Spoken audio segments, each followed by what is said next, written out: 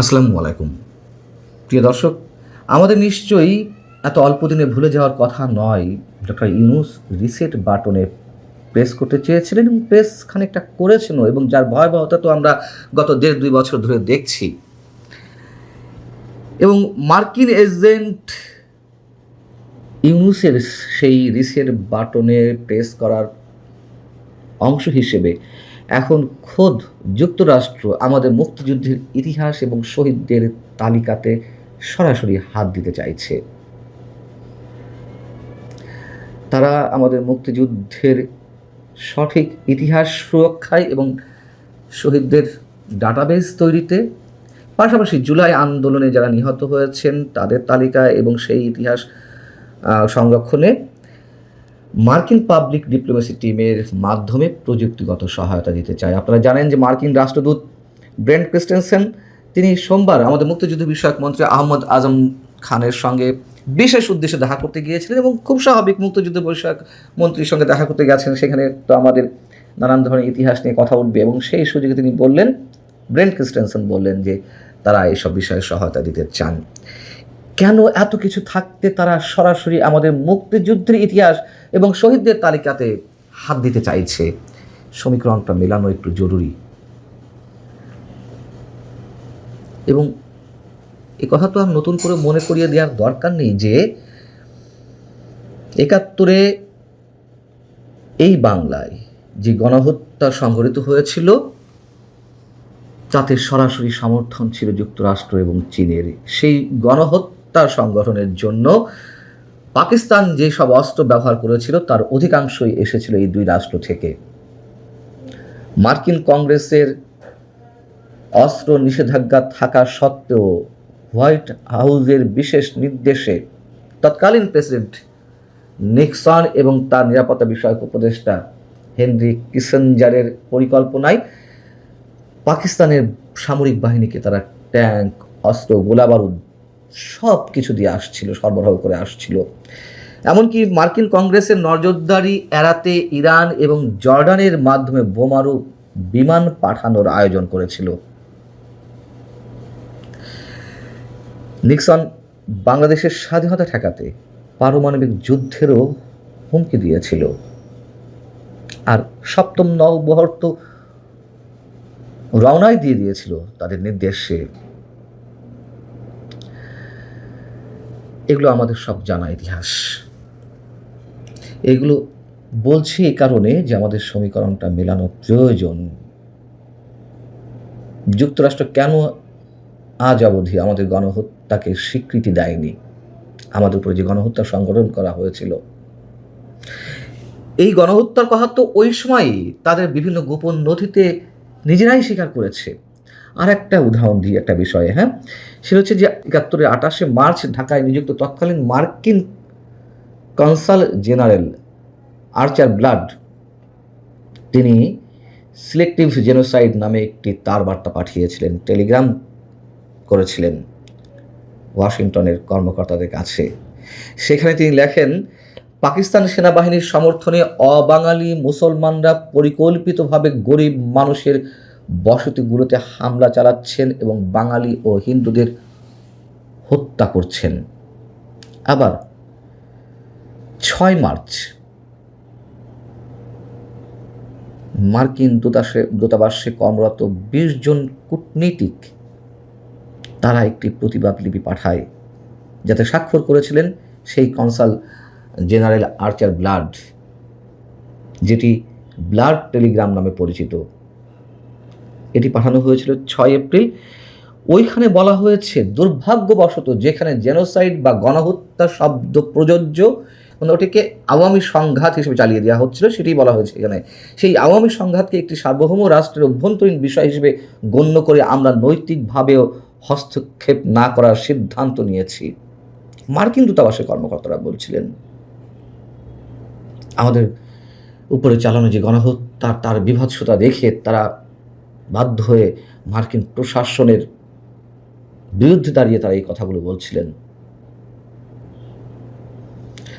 এবং সেখানে উল্লেখ ছিল যে সাধারণ মার্কিনরা এ নিয়ে ঘৃণা প্রকাশ করেছেন। ৮ এপ্রিল জেনারেল ব্লাড আরও একটি টেলিগ্রাম পাঠান। সেখানে লেখা ছিল, হিন্দুদের উপরে যে নগ্ন পরিকল্পিত ব্যাপক দমন পীড়ন চালানো হচ্ছে তার ক্ষেত্রে গণহত্যা শব্দটি পুরোপুরি প্রযোজ্য। এমনকি চলতি বছর 20শে মার্চ মার্কিন প্রতিনিধি সভায় পরিষদের অন্যতম সদস্য গ্রেগ ল্যান্ডসম্যান তিনি একটি প্রস্তাব উত্থাপন করেন। 71-এ বাংলাদেশের উপরে সংঘটিত যেই নারকীয় তাণ্ডব চলেছে সেটিকে গণহত্যা হিসেবে স্বীকৃতি দেওয়ার জন্য প্রস্তাব তোলেন।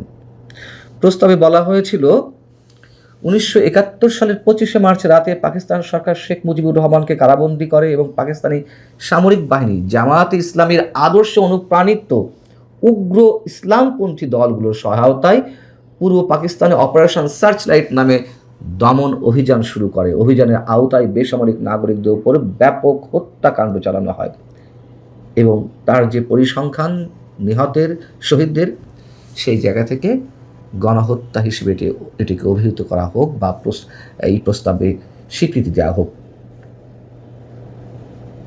যুক্তরাষ্ট্র সেই মুক্তিযুদ্ধের ইতিহাস সংরক্ষণে, মানে তার মার্কিন কংগ্রেসে এটি তো আর পাশ হয়নি প্রতিনিধি সভায়, তো সেই যুক্তরাষ্ট্র কেন এত উদ্গ্রীব হয়ে পড়লো আমাদের মুক্তিযুদ্ধের ইতিহাস এবং শহীদদের তালিকা নিয়ে?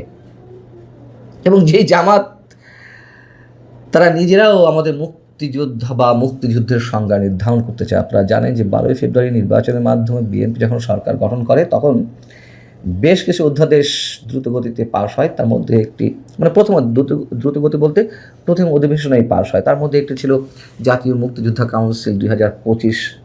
সেখানে মুক্তিযুদ্ধ এবং মুক্তিযোদ্ধার বিষয়গুলো সংজ্ঞায়িত করা ছিল নতুন করে। সেখানে আপত্তিকর কিছু ছিল না, তবে তার মধ্যে জামাত ইসলামের নাম ছিল। বর্তমান প্রধান বিরোধী দল জামাত সেখানে নোট অফ ডিসেন্ট দিয়ে রেখেছে। তারা মুক্তিযোদ্ধার সংজ্ঞা নির্ধারণ করতে চায়। জামাত বাংলাদেশের ইতিহাস নির্ধারণ করবে, ইতিহাস লিখবে, মুক্তিযোদ্ধার সংজ্ঞা নির্ধারণ করবে। যুক্তরাষ্ট্র আমাদের ইতিহাস শহীদদের তালিকা তৈরিতে সহায়তা করবে। বড় অদ্ভুতভাবে সব মিলে যাচ্ছে। এবং পাকিস্তান হচ্ছে এই মুহূর্তে যুক্তরাষ্ট্রের সবচেয়ে বড় বন্ধু। এই 21 শতাব্দীতেও তাদের এই মিত্রতা নতুন কিছু নয়। তার ইতিহাস তো বললামই যে তারা কতটা সোনায় সোহাগা ছিল বা এখনো আছে। বলছি, বৈশ্বিক ভূ রাজনৈতিক জায়গা থেকে এখনো পর্যন্ত পাকিস্তান এবং যুক্তরাষ্ট্র একে অন্যের সবচেয়ে বড় বন্ধু। বাংলাদেশে ইউনূস সরকারের সময় থেকে যেই অপ্রতিরোধ্য প্রভাব পাকিস্তানে শুরু হয়েছে, সেই সময় থেকে যুক্তরাষ্ট্রেরও যে প্রভাব সেটিও আমরা জানি।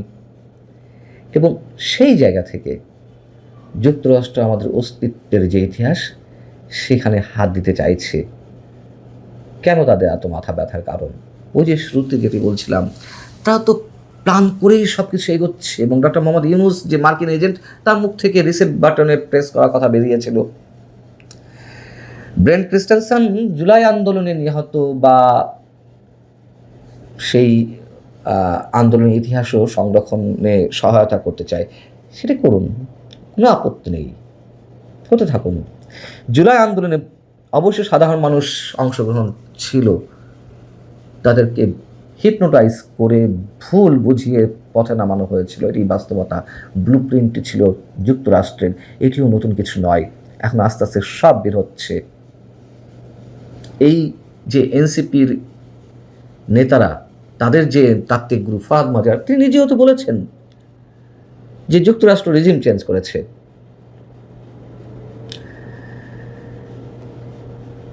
তাহলে কারা সব একজোট হয়ে এই কাজগুলো করছে বাংলাদেশকে পেছনে নিতে, বাংলাদেশকে অর্থনৈতিকভাবে সামাজিকভাবে পেছনের দিকে নিয়ে যাওয়ার যে আপ্রাণ চেষ্টা, তার সঙ্গে আমাদের ইতিহাসকে উল্টে পাল্টে দেওয়ার যেই মনোবাসনা, যে টার্গেট, সব কিছুই তো একই সরল রেখায় একই বিন্দুতে এসে মিলে যাচ্ছে বিষয়গুলো।